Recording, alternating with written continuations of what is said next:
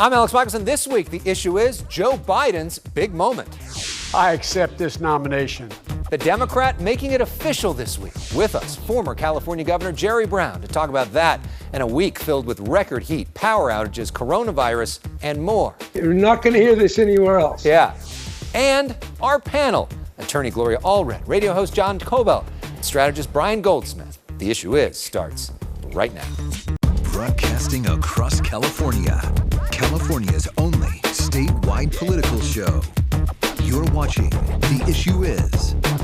And welcome to a special edition of The Issue Is. With us this week during this convention season, one of the most influential men in the history of California politics. Jerry Brown is a four-term governor of California, our state's former Secretary of State, Attorney General, Mayor of Oakland, and presidential candidate himself. Governor Brown, welcome back to The Issue Is.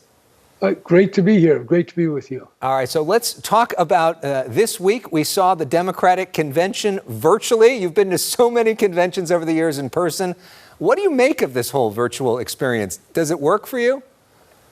Well, yeah, it works. In fact, you can hear the speeches a little better, and you hear the content, the expression, without all the atmospherics, the applauding, the hijinks, and all the rest. So at one level, you get the flow of the information, the speech, what the men and women are saying. Of course, you miss all the excitement of what a convention really is. So there you have it, both sides. What do you make of the content itself? Some say there's a lot of identity politics, not a lot of policy specifics, a lot of biography stuff. What do you make of the content? Campaigns usually are at a very general level. John Kennedy ran, I was there, 1960. He said, "Get America moving again." Ronald Reagan ran an advertising campaign that emphasized it's morning in America. Trump is more exotic. He's not like anything we've ever seen before. And I think what they're trying to project is that Biden and Harris represent more of the real America, more of America than they're saying Trump. And they're basically trying to appeal, yes, to specific groups, African Americans, Hispanic, certainly women, LGBT, but at the same time they want to appeal to working men, white men. They're going to determine the swing vote in Pennsylvania, Wisconsin. That's how Hillary lost. So I think this convention is attempting to reach out to that group that will decide the election, but not lose in any way the enthusiasm of the base voter. You and Joe Biden started in politics right around the same time, within a couple years of each other. You both have been doing this for 5 decades plus now. Tell us about Joe Biden, the man that you know. Well, first of all, he is what you see, what you get when you see. He's a person that's been around like me, but I can tell you something. He's had a lot of experience. He's not flamboyant. He's not a show horse. He's a workhorse. I've known him for decades, and he's not on the far end of anything. He's right in the center of the Democratic Party and American politics.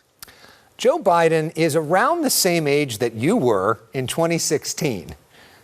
Any regrets about not running then? I thought, I was elected to one job. I was going to do it. I tried that business of being in office and running again, running while I'm in office. I did that in 1980, and I don't think the voters liked it. So I wasn't ready for a fourth try in the middle of my term. Had I finished my term, I might have given it a lot of consideration. Do you think Joe Biden is too old to be president? No, I don't think I'm too old to be president. I'm 82. I'm 5 years older than him. I feel I'm at the peak of my understanding and experience. Remember, energy is good. And being young and not knowing everything or not knowing even a lot, you're bolder. You'll take risks. You'll innovate. But as you get older, you understand things. You've made your mistakes, so you're much wiser. I've learned a hell of a lot in the last 4 years. So yeah, 82 is fine, depending upon what your health is. And Biden looks pretty good. He's got at least 4 years in him, maybe more. Who knows? Right now, at my age, my thought processes, my memory, my sizing up of situations and people, I think I am better prepared now to be governor than ever before. If all that's true, any regrets about not running for president this time? Mild, but I don't think no, Bernie was too strong. They had a bunch of good people running. I wasn't ready to jump out and do that. If I thought I could have won, yeah, I might well have jumped in. But that was my mature sizing up of the situation. Don't run. That's the way it is. Well, Kamala Harris, of course, did run for president. Now she's running for vice president. She is the first Californian Democrat on the ticket ever. What do you make of that moment for California and of her, somebody you've worked with closely over the years? Well, I'd frame it in the historical context. Richard Nixon, as a very young senator, after 2 years, he was picked to run with Dwight Eisenhower, delivering the California delegation, or so he claimed, which turned out not to be exactly true. But that did a lot for California, and he certainly was a consequential figure in American politics.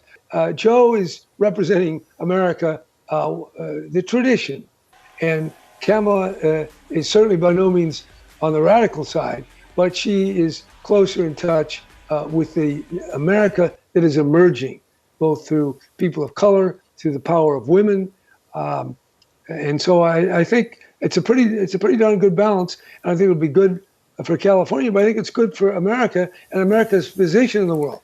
Governor, the issue, of course, you are probably most passionate about right now is climate change. And in the last week in California, we've seen it 130 degrees in Death Valley. We see fires up and down the state, and we see a major energy crisis with rolling blackouts, people losing power. What do you say to Californians that are saying, how does this happen in this big of an economy that we can't even keep the lights on for people?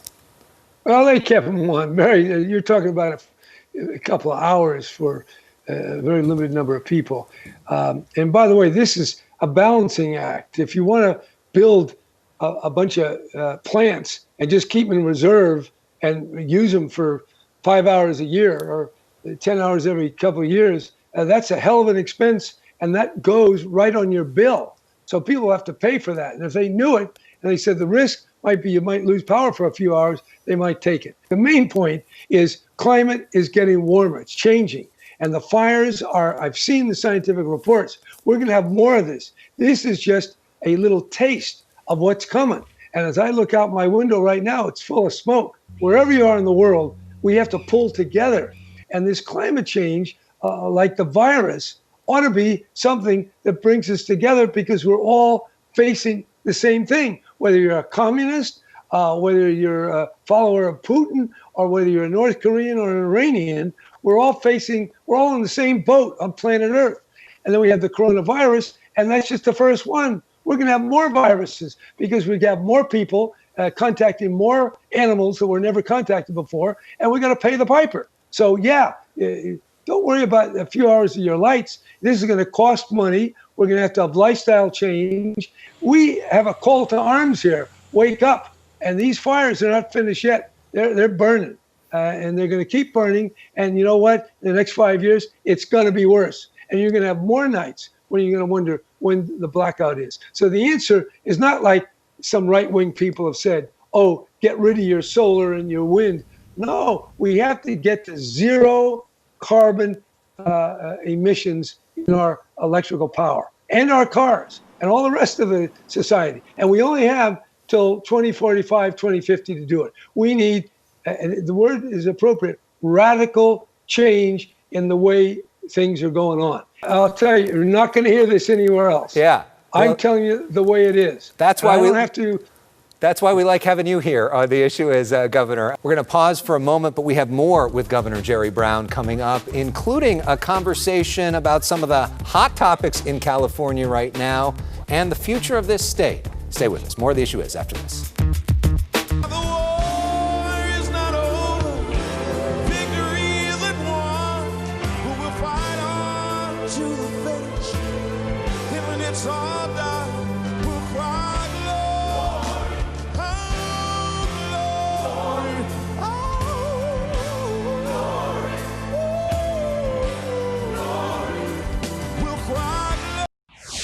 Welcome back to The Issue Is. We are talking with Jerry Brown, the longest-serving governor in the history of California. Last time you were here, we talked about your role on the task force advising Governor Newsom, you working with the other governors. Since we last spoke, we spoke with Governor Schwarzenegger, and he told us this. I think that he opened up businesses maybe quicker than we should have, because then it backfired and the coronavirus came right back like gangbusters. And now I think that we've learned from that and that we have to pull back. Do you agree with that?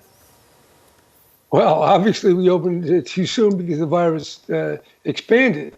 But I have to say, as a governor, this thing, it's complicated. People are yelling and screaming, we got to work, we got to get to school, we got to get to our jobs. You have millions of people who, without the money, can't make it, can't feed their families. So the governor had a tough decision to make. Things looked better, and as it turned out, he had to pull back. But let me tell you what the problem is. The problem is that we need a president in February, at least now, but then to have mobilized manufacturing so we could have had millions of tests a day and get the result back that afternoon or that evening. So the failure on the president has led to the fix that Newsom and California find themselves in. Then secondly, you have all these people, the so-called essential workers, that they're the ones that are getting it in nursing homes, at Walmart, and these other places. Well, the federal government ought to give these people a stipend and pay them to stay home for the first few. We should have closed down completely for 4 months, and the federal government pay the difference. Then we could have gotten over it. And we don't have the testing. We don't have the testing today. So, I mean, what do you make, though, of Governor Newsom's leadership here? And is there anything that you may have done differently if you were in charge? Well, I might have tried to figure out, could we get more of that testing? I don't think the state can be the one to pay all the people, millions of people. I think he's been putting a lot of time into it. In some ways, this is not, well, you certainly can't manage this without problems. And I've looked at it myself. What would I do? And I really couldn't tell you that I could have done something different or better. Newsom has been dealt a very tough hand. I had a good hand for 8 years. Everything went fine, and I got out of town, turned the lights off, and headed to the ranch. Now I'm looking, and I'm not going to, throw any oil under the fire. Is that, last time we talked, you were part of this task force, you and the other governors advising the governor. Is that still happening? How regularly do you guys talk? What's going on with that? Well, we talk, or rather we listen, and there are subgroups that assist the governor. But basically, this is government's got to do this stuff. It's local public health, local communities, and the state. And just lastly, to wrap things up, to finish off where we started, which is talking about the election itself. 2021 in California. What does that look like if Joe Biden is president, and what does that look like if Donald Trump is president? Well, no matter who's president, we have a big challenge because we've been spending all this money. We have a lot of unemployment. We have a lot of businesses that went out of business and not coming back. So we got a big problem. Now, if we have Trump, I think we have more polarization. You have a lot of deep discontent on the part of a lot of people, and I think that's going to be very hard to manage. If we get Biden, it's not going to be miracles. It's not going to be some utopia, but we're going to have an ordinary, normal person of above average intelligence, of calmness, deliberation, who can work with Republicans. That's why he's getting endorsed by all these Republicans and Democrats. You'll see a lot of ads from Trump saying Biden's some kind of radical protester. He's not. If anything, he's to the center. There's no question. But I think his empathy, his skill, his 50 years in this business, you learn how to do stuff. You learn how to talk to your adversaries, your so-called allies, the radicals on the fringe. I think if anybody can handle the job of being president, I think Biden can at this time. Having said all that, with Biden, it's going to be still extremely difficult. With Trump, Katie bar the door. It'll be a disaster. Well, on that note, in 50 years of doing this, you also learn how to do TV interviews pretty well. And Governor, I really do appreciate your time and your insight. You always had candor throughout, but I love how especially how much candor you have now, too. And we appreciate the fact that you tell it like it is. And we know that you are telling your truth. So we appreciate hearing your perspective. That's the way I see it. Call on me again because I haven't finished telling you all that I know. All right. Open invitation. Governor Jerry Brown, one of the most important Californians ever, to join us here on The Issue Is. More of The Issue Is when we come back, including we'll hear from our panel. Stay with us. I love talking to you. It's a lot of fun. Lively. Oh my God, that means so much. This politics can be pretty dull and banal, but you give it a little spark. I like that. I love that. Thank you very much. Thank you, Governor. Appreciate it. For love is more powerful than hate. Hope is more powerful than fear. And light is more powerful than dark. This is our moment. This is our mission. Thank you so much for watching The Issue Is. We've got a special panel that is with us. They've been with us all week for our convention coverage. We're on a special set for convention coverage, and we've been so grateful to have them with us. With us, of course, Gloria Allred, one of the best-known attorneys in the world and a previous delegate to the Democratic National Convention. John Kobylt is here from KFI AM 640's John and Ken Show. And political strategist Brian Goldsmith with us as well. We're looking back at the DNC, looking forward to the RNC. First, if we can get analysis of the DNC. Gloria, what'd you think of the week? I thought it was a great week, and I felt that Uncle Joe was sitting at the kitchen table with our families and sharing with us why he'll make a great next president of the United States. John, coming into this convention and coming into Joe Biden's speech, you said you were concerned that you didn't hear enough specifics. Did you hear more? Were you impressed with Joe Biden? I heard zero. I am shocked at what people are looking for in politicians. Maybe it's me. Maybe there's something wrong with me. But it seems like everyone wants to be cuddled and patted on the head and given a good night story. And they want to feel something from a politician. And I just don't understand that. I think we've all been alive long enough to know what they're really about. And we know what really goes on behind the scenes. Nobody wants to talk about the tremendous violence and destruction in the big cities, Portland and Seattle, Los Angeles. Nobody wants to talk about the terrible homelessness with tens of thousands of people dying in the streets, defecating and injecting drugs all over LA. San Francisco is an open sore, shootings in New York. That's called fear mongering. That's called trying to scare suburbanites that blood is running in the streets. No, that's really happening. And you would think a major political party would be addressing that. My guess is we'll hear about that next week during the Republican National Convention. Brian, your assessment of this week, your assessment of Joe Biden's performance. Boy, we better get rid of the president who's overseeing all this death and destruction and violence. You know, my assessment of the convention is that there's only one moment that really matters, and that is the nominee's acceptance speech. And Joe Biden just knocked it out of the ballpark. I mean, I was moved far more than I expected to be. And I think that's largely because we haven't had a president, at least a president in any sense that I can recognize, for the last 3.5 years. And he held out the promise of a president again, somebody who cares about all the American people. We're going to have the Republican National Convention next week. What are you looking for there? I'm looking for real feelings, real plans, and an explanation of why he has failed us for the last 3.5 years, why he's avoided responsibility. Where are his successes, except giving tax cuts to the rich, except packing the courts with anti-civil rights, anti-choice, anti-union, anti-working people's judges that are going to be there for the rest of our lives. All right, so we're going to put Gloria in the undecided category. John, if we can, maybe about a minute each, what are you looking for the RNC? Well, I must be living in an alternate universe because obviously he connects with people. He's got the most incredibly loyal base that anybody's seen in a long time. He won 30 states, and he's been president for the last 3.5 years. So obviously people do connect with him, and they connect with him by the tens of millions. And one thing that they connected with him about is the failure of both political parties for a long time to do things in America's best interest. So the idea that he doesn't connect is ridiculous. He tends to talk about the issues that both parties agree not to talk about because they both have reasons to ignore it. 4 out of 5 Americans think the country's on the wrong track.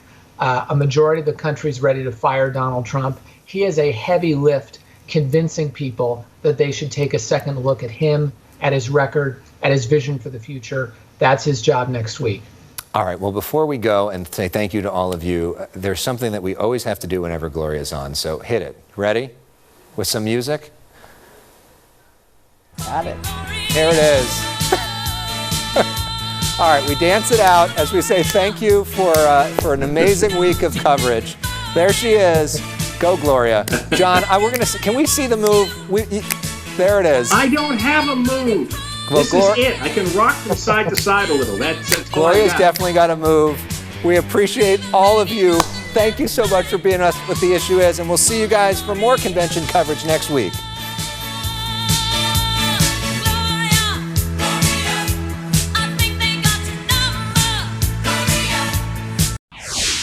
I accept your nomination for Vice President of the United States of America.